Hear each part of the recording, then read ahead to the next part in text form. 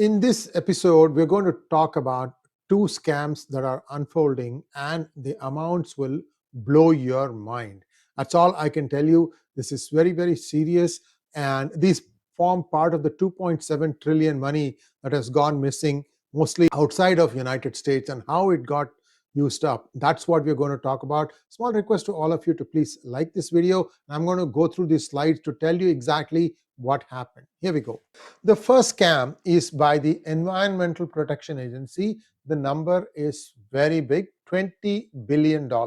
What happened? The new EPA administrator, that is Environmental Protection Agency Administrator, Lee Zeldin, revealed that the Biden administration salted away $20 billion to a financial institution to prevent the incoming Trump administration from cutting grants to far left activist groups. So you're going to find all these things also, money salted away here and there to keep it outside the reach of the incoming Trump administration. Well, with DOGE doing its magic with computers, a lot of things that perhaps would have gone unnoticed in the past are now really getting picked up. He has demanded the immediate return of these funds, and the funds appear to come from Inflation Reduction Act, which increased government spending on environmental projects. The money was distributed to 8 entities with the Climate United Fund receiving nearly $7 billion to allocate at their discretion. Wow! Zeldin raised concerns about how these groups would distribute the money and whether former Biden EPA staffers would benefit from it. So what is the big picture here? The call for investigation is, how did they throw gold bars off the Titanic? I mean, this was to try and, I guess, reduce the weight of Titanic maybe. So after the 2024 Trump election win, they tried to salt away money beyond the reach of the government, or so they thought. But now the money has come to light.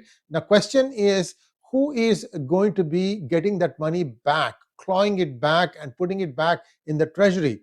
He has planned for, that is, Lee Zeldin has planned for reporting this to the Inspector General and to work with the Department of Justice for further investigations. Zeldin declared that under the new administration, the days of shoveling boatloads of cash to far left activist groups in the name of environmental justice are over. That's one fraud. This is the next one, 1 trillion COVID fraud. This is the second scam. The House Subcommittee on Delivering Government Efficiency, that is DOGE, held its first hearing to address domestic and international criminal organizations stealing vast amounts of taxpayer dollars.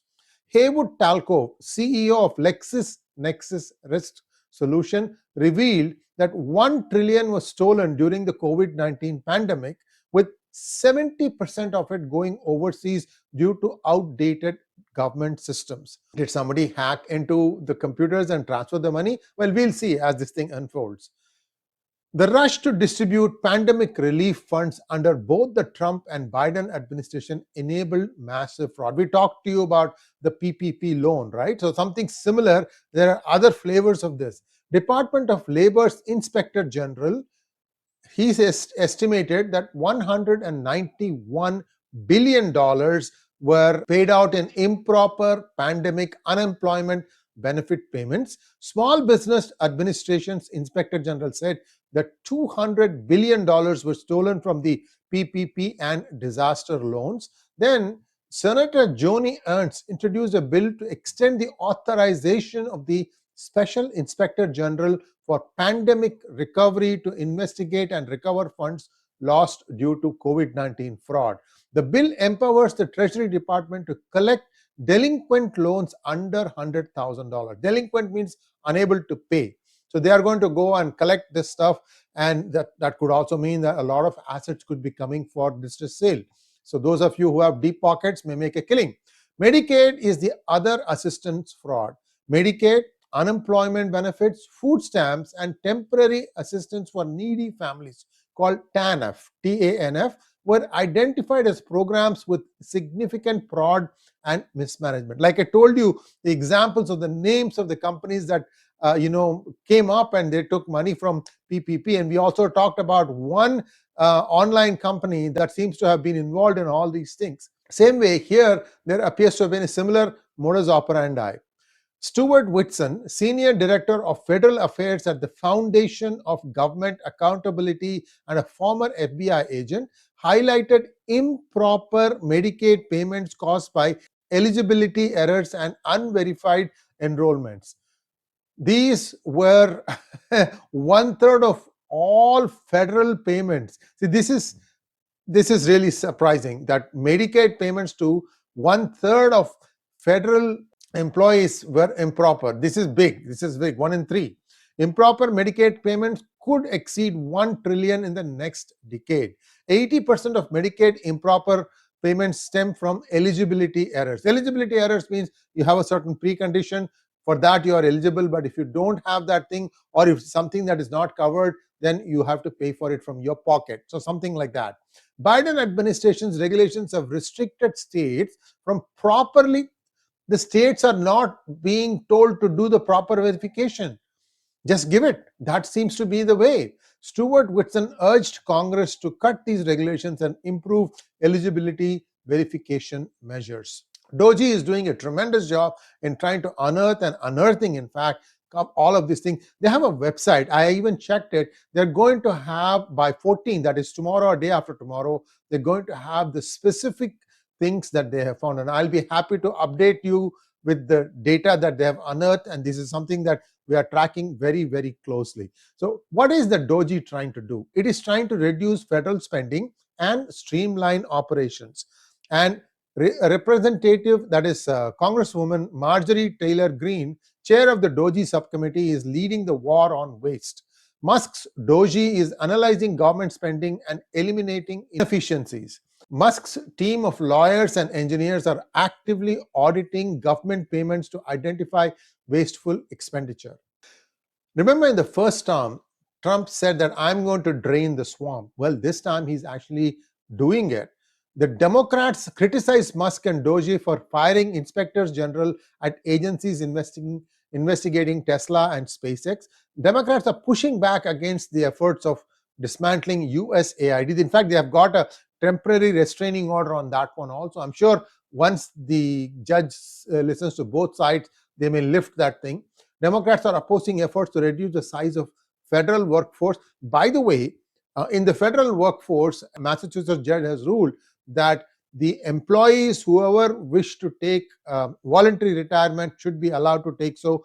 The union has no role in it. So that part is still on, so that you will see many federal workforce people taking early retirement and taking the benefits offered.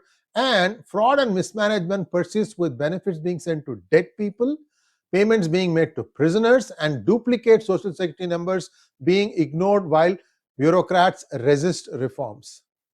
Looks like a lot of money, waste, is being collected by people where they probably their deceased ones are still on the system and they are getting social security checks and many other things. All these things are now being cut back. There's going to be a lot of kicking and screaming that you will see in the next weeks and days to come. Elon's involvement has triggered panic as his scrutiny threatens entrenched inefficiencies and corruption. That is the thing. His scrutiny threatens entrenched inefficiencies and corruption. $1 trillion leak is at stake, and Democrats' lawsuits against Musk suggest efforts to keep him from exposing government fraud. So this is what we have today. Much soul searching going on as to how to try and beat this, and I think there are very few options available for the thieves and the scoundrels who have been cheating the system. Now, what is going to happen, in my opinion, is that somewhere along the way, Trump is not going to be able to win everything. He'll win a few, he will have to lose a few. I mean, that's the nature of the beast. You have to take your wins and say that, okay, claim victory based on that. That's all I have for you. This is an eye-opener, and I hope you understand, and maybe you can help me by sharing this among your family and friends over various social media groups. Thanks for watching. Namaskar.